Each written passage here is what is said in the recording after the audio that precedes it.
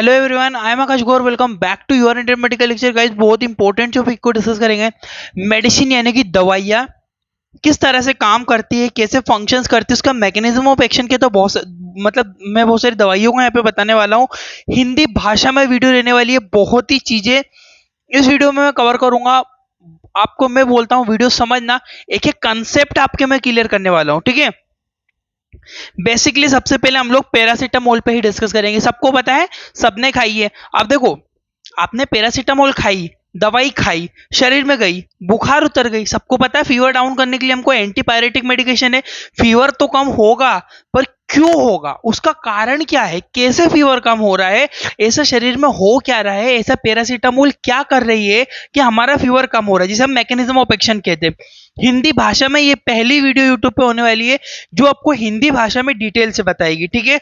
Start करता हूं guys. सबसे पहले देखिएगा, पैरासीटामोल एक्चुअल में क्या होती है। It is a antipyretic medicine which is decrease the temperature of body. जो कि करती क्या है, हमारे शरीर का ये टेम्परेचर को डाउन करती है, ठीक है।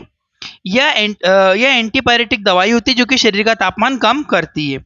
It is also help to relief in pain. देखो, दो काम कर रही है, मैं आपको बताऊंगा कैसे। बुखार तो उतार ही रही है, बुखार तो कम कर ही रही है, साथ साथ में दर्द भी कम कर रही है। ऐसा नहीं पैरासीटामोल का हाथ पैर जकड़न वगैरह कम हो गई। तो ये क्यों कर रही है, मतलब दो दो काम कैसे कर रही है, बताता हूं आगे।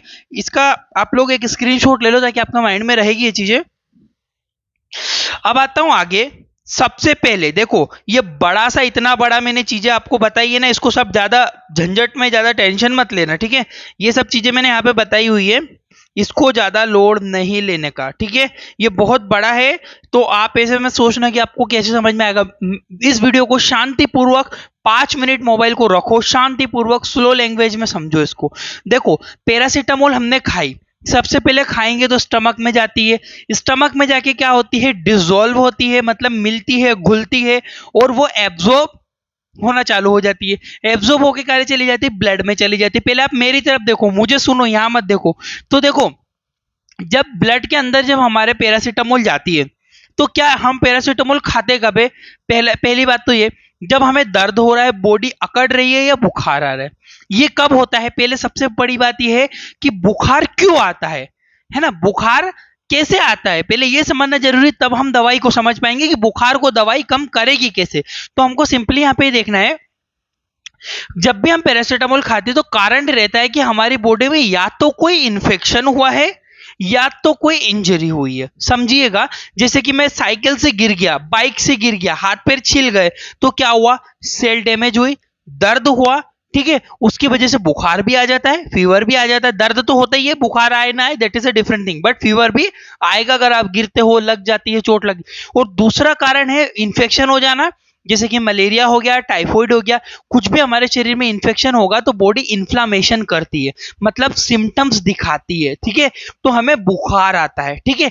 तो ये कारण हुआ, दो कारण है, एक तो इंजरी और ये।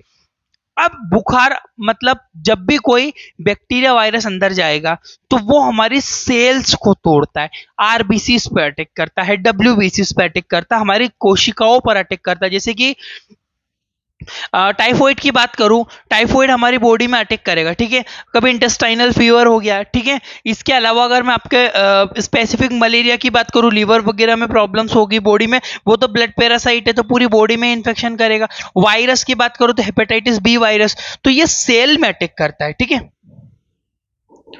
तो ये सेल में एक्चुअल में अटैक कहां पे करेगा, सेल में, यानी कि कोशिकाओं को तोड़ेगा। अब वहां से हमें फीवर आना चालू होता है, समझिएगा। अब आते हैं हम लोग हमारे टॉपिक्स के ऊपर।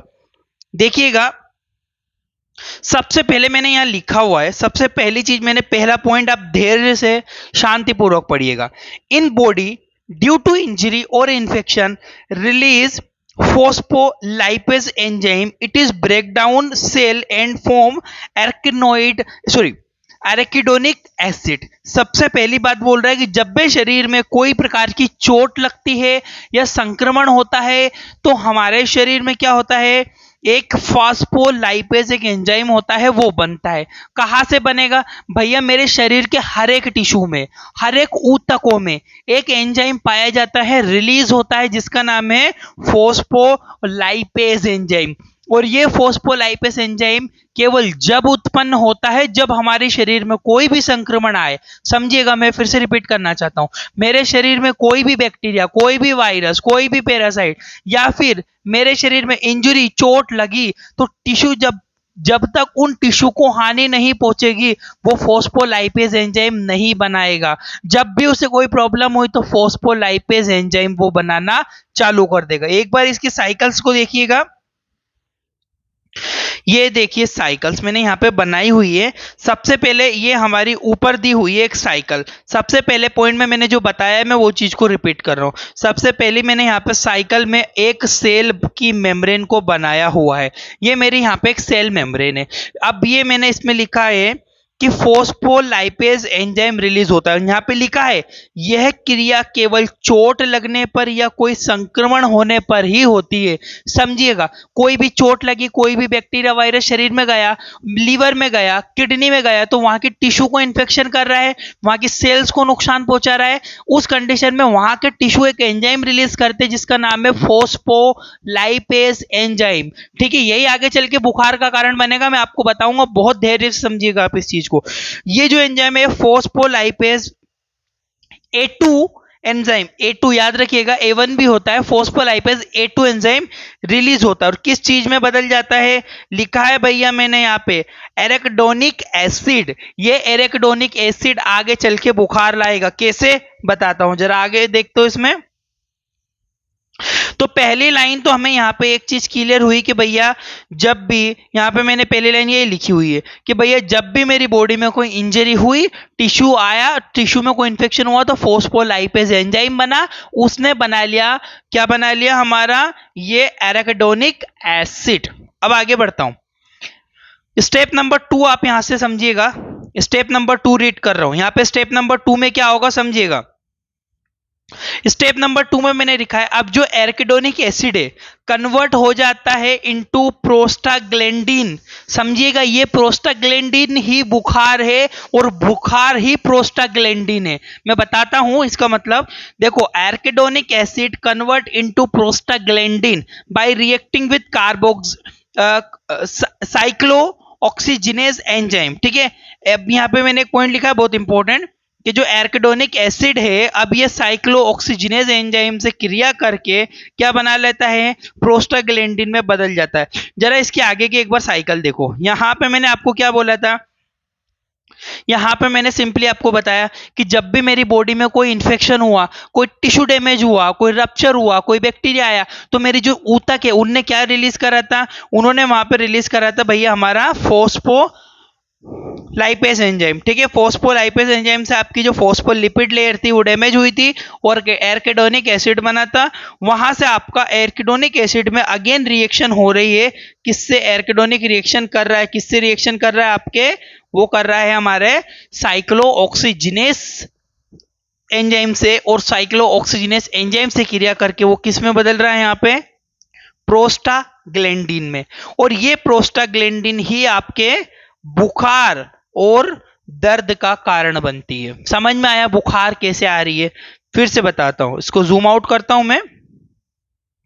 देखिएगा फिर से एक बार थोड़ी सी लैंग्वेज में समझ लीजिएगा कि भैया कुछ नहीं हुआ, मेरे शरीर में कोई भी इंफेक्शन बैक्टीरिया आया, फॉस्फोलिपिड लेयर में फॉस्फोलाइपेज एंजाइम ने सेल को तोड़ा। जब सेल को तोड़ा तो क्या बना, एराकिडोनिक एसिड बना। एराकिडोनिक एसिड ने फिर से रिएक्शन करी किससे, साइक्लो ऑक्सीजिनेस से, और साइक्लो ऑक्सीजिनेस से क्रिया करके प्रोस्टाग्लैंडिन में बदल गया। और ये जो प्रोस्टाग्लैंडिन है ना, यही आपकी बुखार को लेकर आता है, यही आपके दर्द को लेकर आता है। तो हमें मेन काम यहाँ पे करना है कि ये प्रोस्टाग्लैंडिन को बनना बंद कर देना। अब समझना, अब यहाँ पे काम क्या आएगी, अब यहाँ पे मेन काम करेगी पैरासीटामोल। कैसे काम करेगी देखिएगा जरा, आगे बढ़ रहा हूं मैं। यहां पे मैंने ये पॉइंट लिखा, जरा थोड़ा सा इस चीज को फोकस कीजिएगा। जो प्रोस्टाग्लैंडिन है, जो prostaglandin is responsible for pain and fever. ये प्रोस्टाग्लैंडिन ही हमारे शरीर में दर्द और बुखार का कारण बनता है। इसमें हम लोग करना क्या है, ये लाइन देखिएगा।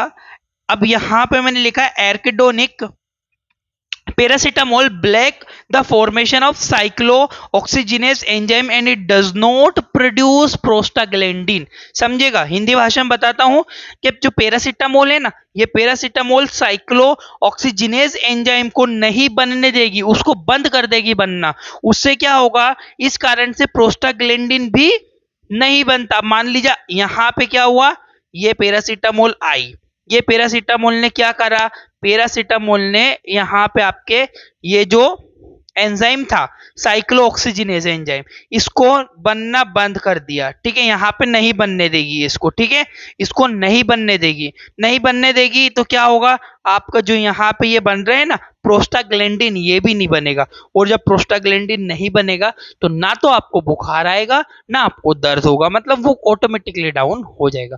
आई होप कि आपको पैरासीटामोल का मैकेनिज्म समझ में आया होगा। एक फास्ट लैंग्वेज में जल्दी से एक बार फिर से रिपीट कर देता हूं। जब भी आपकी बॉडी में कोई इंफेक्शन हुआ, कोई भी टिश्यू डैमेज हुआ, आपके जो टिश्यू है उनने क्या रिलीज करा, उनने रिलीज करा आपका यहाँ पे फोस्फोलाइपेज रिलीज करा। आपका फोस्फोलाइपेज ने क्या बना लिया, फोस्फोलाइपेज ने एर्किडोनिक एसिड बना लिया। एर्किडोनिक एसिड ने साइक्लोऑक्सीजिनेज एंजाइम की उपस्थिति में ये बदल गया, हमारा काई में बदल गया प्रोस्टाग्लैंडिन में, और प्रोस्टाग्लैंडिन बुखार का कारण बन रहा है। परंतु जब भी पैरासीटामोल खाई जाएगी तो वो इस साइक्लोऑक्सीजिनेज की क्रिया को क्रॉस कर देगा, बंद कर देगा, ब्लॉक कर देगा, जिससे प्रोस्टाग्लैंडिन आपका नहीं बन पाता। प्रोस्टाग्लैंडिन बनना बंद हुआ तो फीवर और पेन भी आपको डेवलप नहीं होता। आई होप कि आपको ये चीज समझ में आई होगी। ठीक है, एक बेसिक इसका स्क्रीनशॉट ले लो ताकि आपको माइंड में रहेगा। दूसरी मेडिसिन के ऊपर बढ़ते हैं हम लोग। सेकंड मेडिसिन आती है आपकी पेंटाप्रोजोल। सबने दिया है, जो इंजेक्शन फॉर्म में भी आता है दवा। एंटासिड्स होते हैं, ठीक है, एसिड्स वगैरह को बैलेंस करता है, पर ये कैसे करता है वो चीज हम लोग यहाँ पे देखने वाले। गाइस थोड़ी सी वीडियो लंबी हो सकती है, बाकी मैं आपको डिटेल से चीजें देने वाला हूँ। यहाँ पे देखिएगा, फर्स्ट लाइन रीड कर रहा हूं मैं यहाँ पे। पेंटाप्रोजोल की फर्स्ट लाइन देखिएगा आप लोग कि इसमें मैंने बोला हुआ है कि it is a type of PPI. PPI का मतलब होता है प्रोटोन पंप इनहिबिटर। ये प्रोटोन और पंप मतलब ऐसे ऐसे उचकना, पंप मतलब ऐसे सिंपली आप समझ सकते हो बेसिक लैंग्वेज में। तो हम ये प्रोटोन पंप क्या होता है इसको ध्यान से समझेंगे, अभी बताता हूं मैं आगे।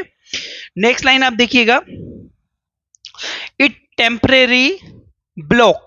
पेंटाप्रोजोल जो है ना टेम्परेरी यानी कि कुछ समय के लिए proton pump and reduce, proton pump को क्या करता है, ब्लॉक कर देता है, जिससे रिड्यूस गैस्ट्रिक एसिड, जिससे गैस्ट्रिक एसिड नहीं बनता, HCl नहीं बनता और एसिड का लेवल कम हो जाता है। इससे आपको बहुत सारे एसिड अपलक्शन वगैरह मेंटेन होता है। ठीक है, गैसेस वगैरह में मेंटेन होता है, ये सारी चीजें मेंटेन होती है।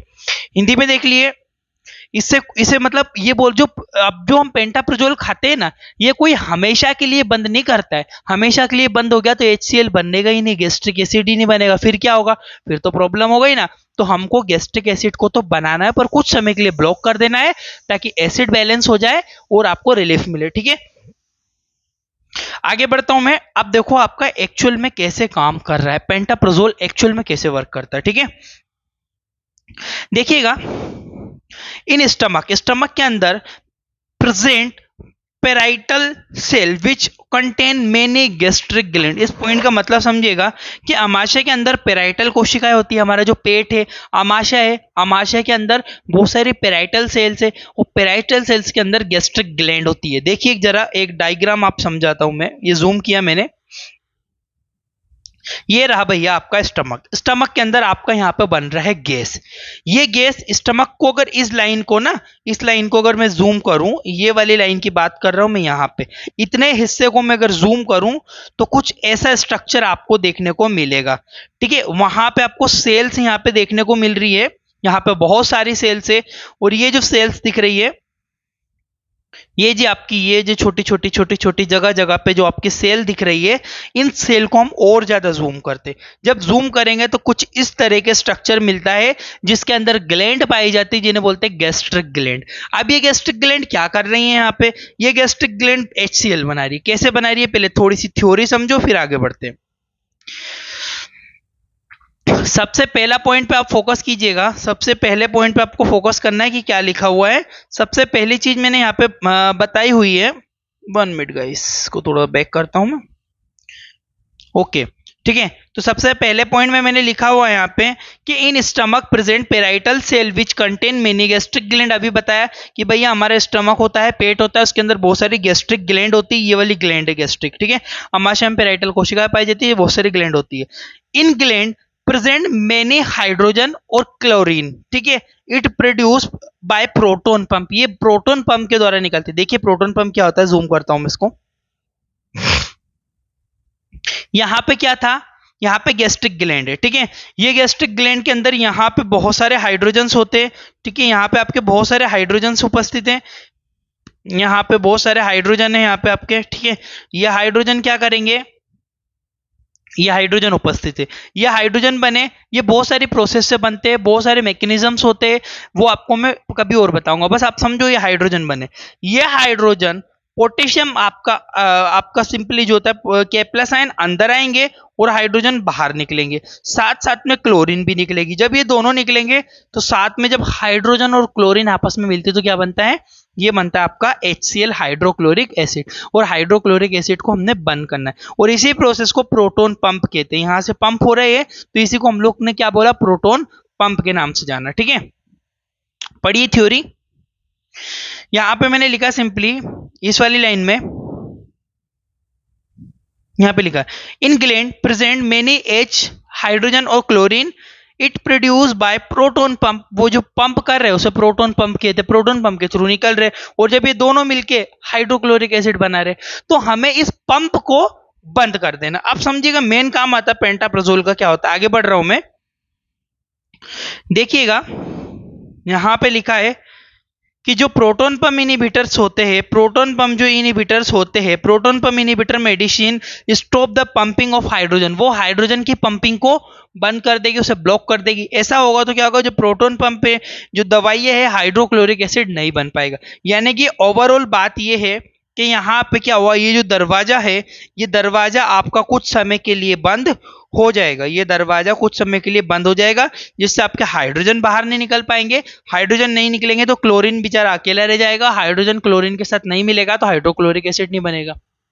क्लियर है। आई होप कि आपको पेंटाप्राजोल का भी एक बेसिक सा फंक्शन समझ में आया होगा। यहाँ पे इसका तो बेसिक सा फंडा है कि प्रोटोन पंप इनहिबिटर मेडिसिन होती है, ये प्रोटोन पंप्स को बंद कर देती है कुछ समय के लिए, कुछ समय के बाद वापस ओपन हो जाता है, फिर से HCl बनने लग जाता है। देखो गाइस बहुत सारी दवाइयां है, कितने मैकेनिज्म बता पाऊंगा, बट अगर आपको डिटेल से वीडियो और भी चाहिए तो प्लीज कमेंट करके जरूर बताइएगा। और हमारा खुद का ऐप बन रहा है, 1 महीने के अंदर आपको बुक भी मिलेगी, सारी चीजें आपको प्ले स्टोर के ऊपर ऐप मिल जाएगा। अभी नहीं, कुछ समय लगेगा, 1 महीने के बाद, आज की डेट लिख लो, 1 मंथ के अंदर आपको पूरा मेडिकल, फार्मेसी से रिलेटेड, नर्सिंग से रिलेटेड सब्जेक्ट सिलेबस वाइज मिलेगा, साथ साथ में मेडिकल की important video with free MCQ, free test series. किसी प्रकार का टेस्ट सीरीज के भी कोई वहां पे आपको पेमेंट पे नहीं करना होगा, सारी चीजें आपको अवेलेबल प्ले स्टोर के ऐप पर हो जाएगी। Thank you for watching guys, आपका अपना इंडियन मेडिकल लेक्चर।